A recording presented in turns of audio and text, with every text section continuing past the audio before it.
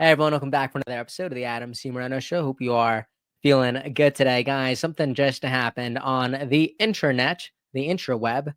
Guys, RFK Jr. is going viral right now because he dropped a nuclear bombshell, an enchilada on the Wall Street Journal. So I just wanted to go ahead and make a quick video talking about this. So without wasting any more time, let's go ahead and get this open. Also, guys, if you like having conversations like this, if you think they matter, please consider liking and subscribing because it really, really does mean the world to me. Okay, check this out.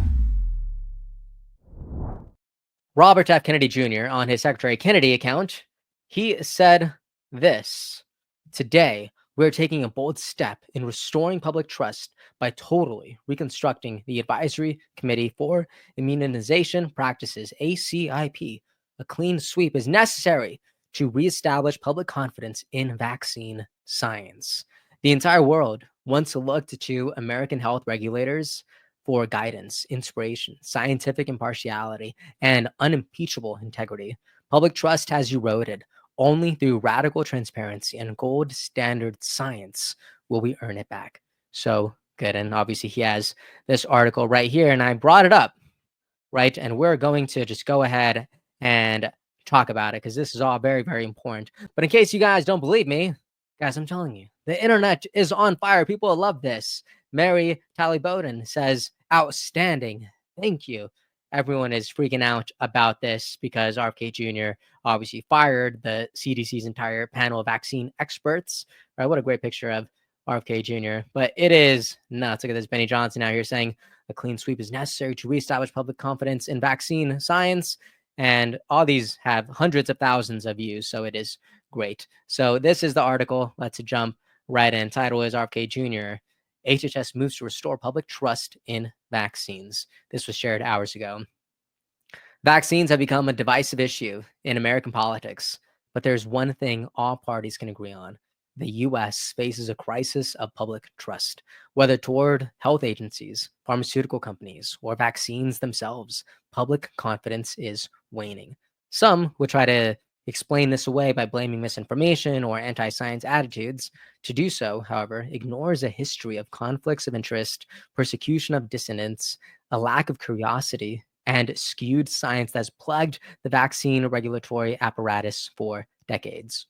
Could I just say that I love this part right here where he says a lack of curiosity.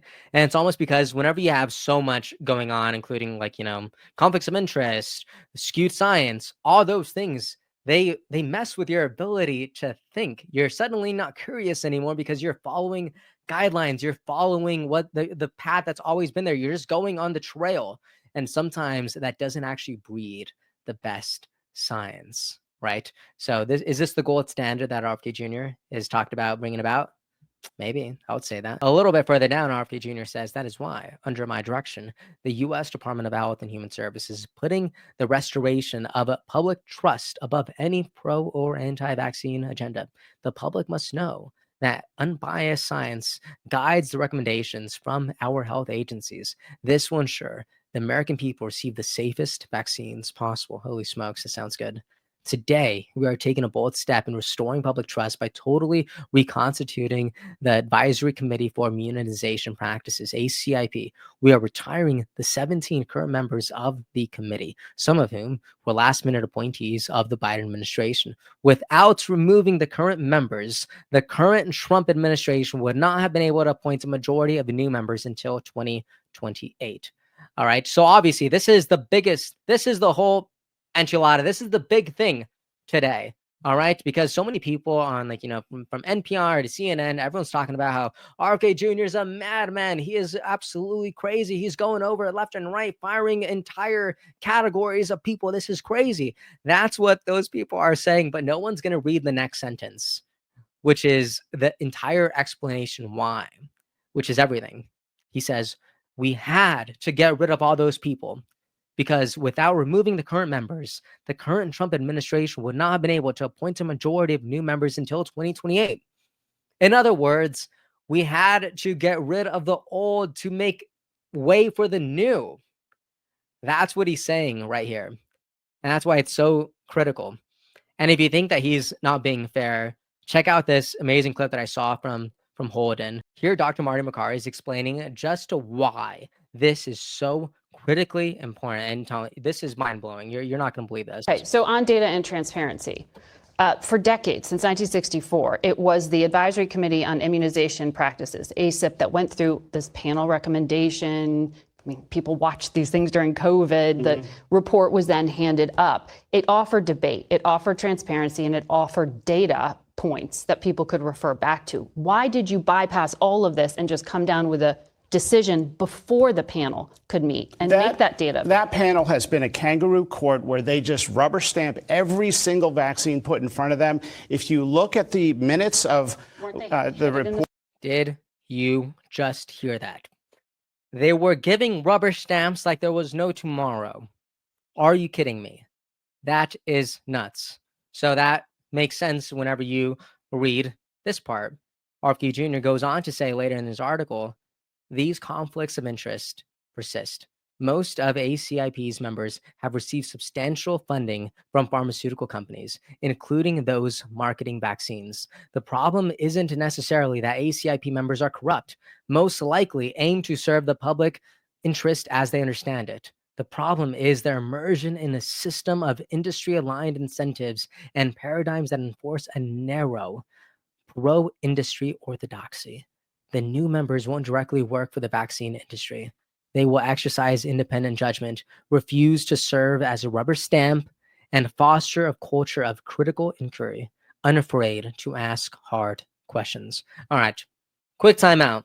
All right, just for the people who are watching this video, does this sound good to you?